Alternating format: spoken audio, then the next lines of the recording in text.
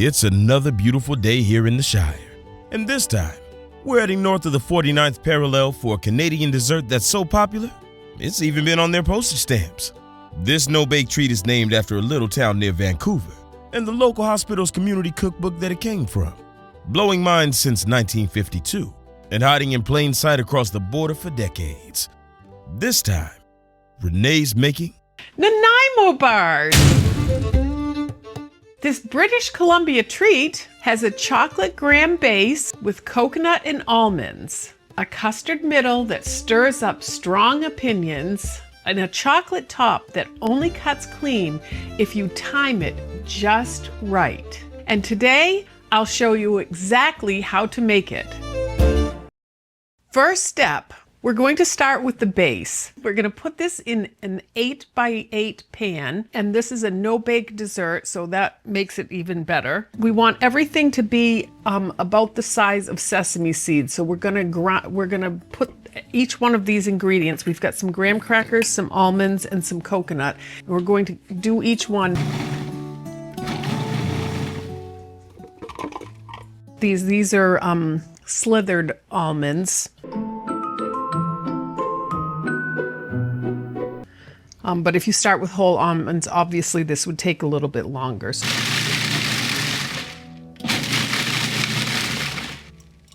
Okay, I think that looks good. And then we're going to take our graham crackers.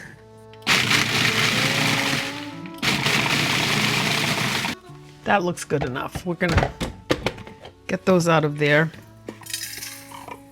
So the next step here is I have my homemade double boiler, and I just want this going just at a low simmer. While we're waiting for that, I'm going to put the butter in. We'll let the butter melt completely. And I'm going to get my whisk out next. And we're going to put some sugar in. And just get that stirred up. And then we're going to put some cocoa, and this is straight cocoa, not Dutch processed.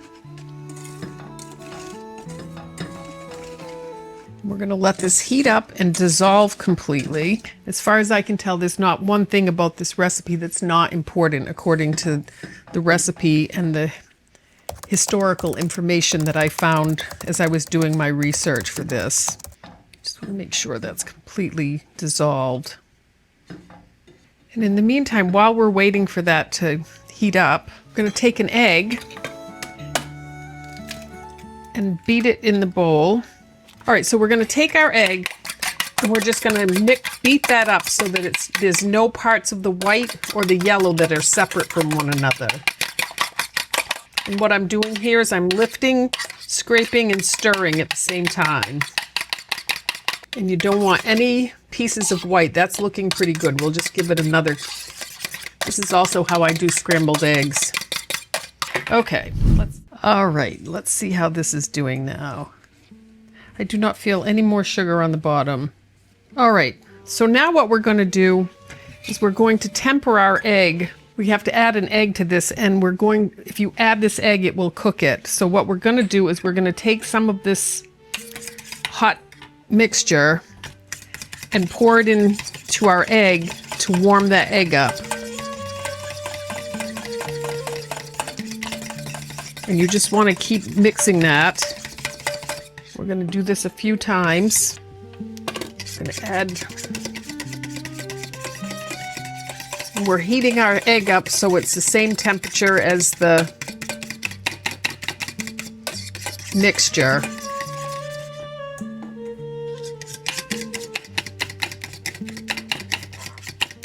Don't want that to cook.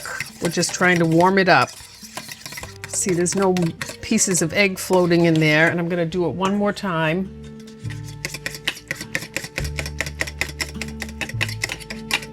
Okay. And as I pour it in, I'm going to whisk. You want to mix this slowly.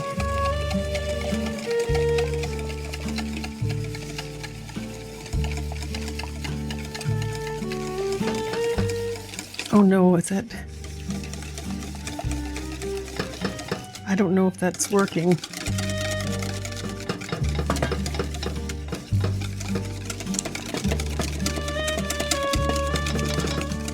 We want this shiny and smooth, and I think we're there.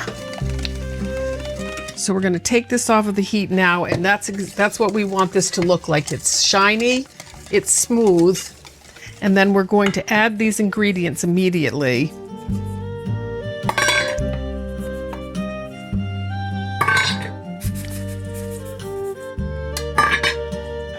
Then we're going to just mix this up.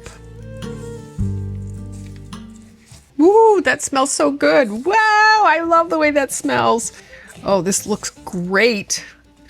Oh, I wish you could smell this. It's like, oh, this smells really good. Okay, we want to get all of this. If this wasn't so hot, I would put my hands in there and do it by hand, but we won't do that. I'm going to make sure all of this is covered and completely mixed in with this chocolate mixture. I don't see any more dry bits. The graham crackers look like they're pretty much, yep, everything is mixed in nicely. Oh, that is smelling so good.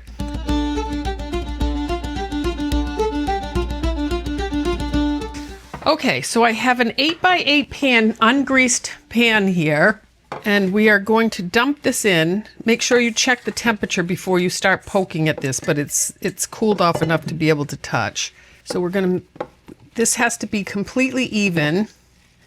So we're going to push this around. Just push all those sides down so that everything is even. And then I'm going to take this handy dandy roller, and I think I'll use a smaller end, and just get this all mixed in there, mushed in there. Okay, and then we're going to leave this over here to the side for the moment, and we're going to start on the custard part of this. The base is ready. And after the break, Renee will reveal the special ingredient that defines this Canadian treat. According to the online message boards, it's non-negotiable, like a double-double at Tim Hortons. I had never heard of these before until they started flooding into the comments on another video. And it got me wondering how many of you have ever had one of these bars before. Or maybe you have a go-to bar that is your favorite. Tell me in the comments below. Write first time, then tell me what your favorite bar is. Or write familiar and tell me where you like to go to get your favorite slice of this dessert. I'd love to know what you're thinking. All right, so the next thing we're going to do is we're going to make the middle part. And the middle part starts with some butter. I am going to beat that butter just a little bit. I'm not going to, you don't have to cream this too much because we're going to beat it afterwards, but. Okay, that's good. We're going to put some cream in. And this is heavy cream. Some confectionery sugar, and then the next ingredient we're going to use is actually absolutely imperative to use. This is vanilla flavored custard powder. I have never used this. I've never made this dessert before, but this is the secret ingredient, if you will, or the key ingredient to this. And in all of the research I did, because I immediately said, well, I'm not going to use that. I'm going to make my own custard. It is not allowed. This recipe is so set in stone in the way it's accepted as a dessert that I actually had to order this online to get this powder. This powder has some kind of magic qualities, and this is the only way that this dessert can be made. So we are using some of this today, and it looks just like this. It's just a powder. It doesn't really have much of a smell. It's just very interesting, and we're going to see how this works. I'm kind of excited about trying something new. So we're going to turn this on low so it doesn't poof. And we're going to beat this until it's light. So we've got a ways to go here. I will turn this up in a minute. And make sure your butter is at room temperature or this won't work. This looks so good.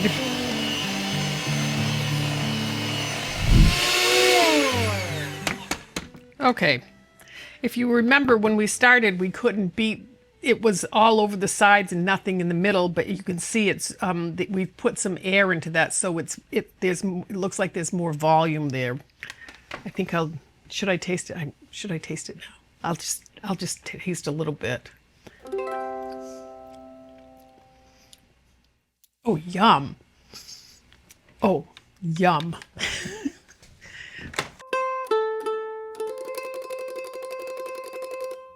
Okay, we won't tell anyone that I cheated at the beginning. All right, spread this out onto this top, onto the base, I mean.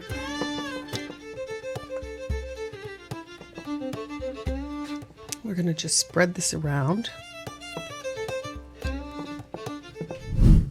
Just wanna make sure that that's all even.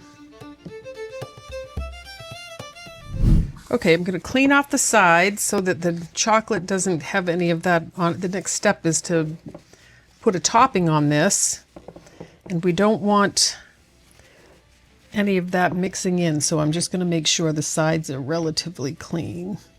All right, we'll put that to the side for now. The custard's in the pan, but don't go anywhere.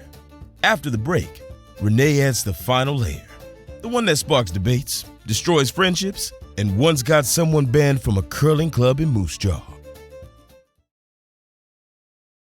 Okay, so now we're going to make the topping for this, which is equally as important as the other 3 layers. This one seems to be the most important layer to get right.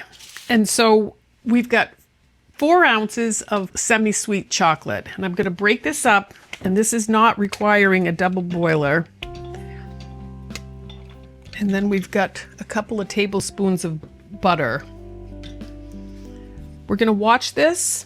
We've got it on a low, and we'll let that butter melt, and then we'll just keep stirring that until the chocolate and everything mixes well together. And that's what we're waiting for, is just for this to mix together. Okay, that is completely melted and mixed together. I am going to take this off of the heat. Oh, that looks delicious. And we're going to let that cool a little bit before we put it on. So I don't want it hot, but I want it liquid.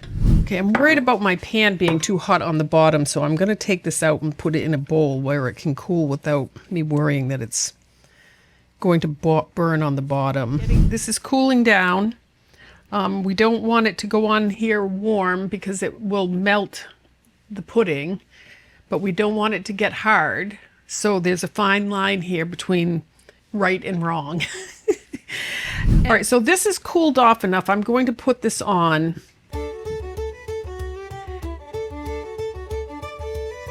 Okay, so I'm going to take this offset spatula and spread this out. I probably could tilt this, but I'm not going to do that.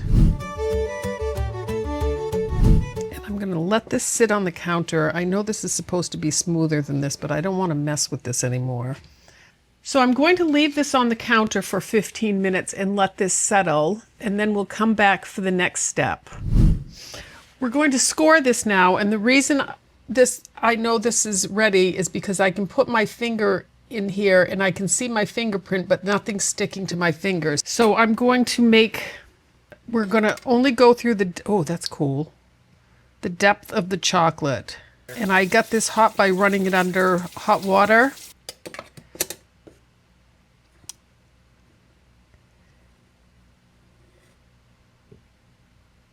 Oh, that is so cool. It's just slipping right down through because I heated that up.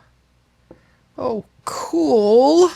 Oh, I didn't get it quite even. I haven't ever gotten it quite even. We'll consider that scored. And now we're going to put them in the refrigerator for about 45 minutes to an hour. And we'll be back I can't wait to see what they look like.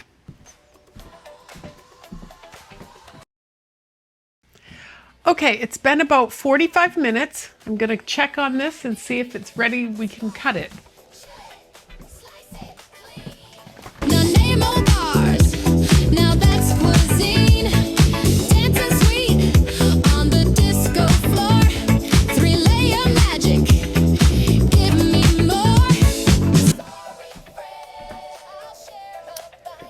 Okay, this looks good. It's hard, but not too hard.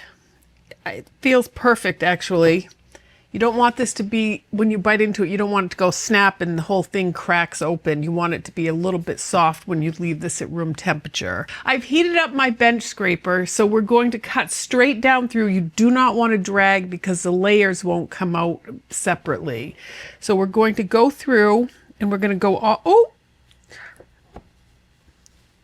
that is really interesting. We don't want that on the... We'll see how this comes out.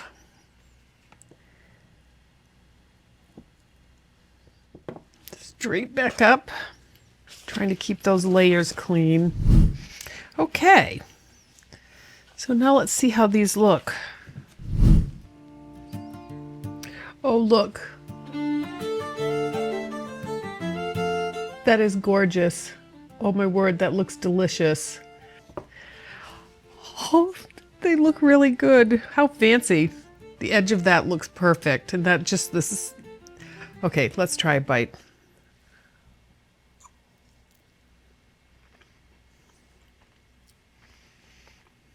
Oh. I know I say this every time, but... Oh my gosh. This is... Oh my gosh, I can't even believe how good this is. It's like a magic bar. I'm not kidding you. I know I say this every single time, but this is so delicious. I hope you all make this. This is all chewy and coconut in there, and it gives you this incredible mouthfeel, and that custard powder is amazing. Canada, this is a delicious dessert. I thank you very much from the bottom of my heart, and let me know how I did. Thank you. Ready for seconds?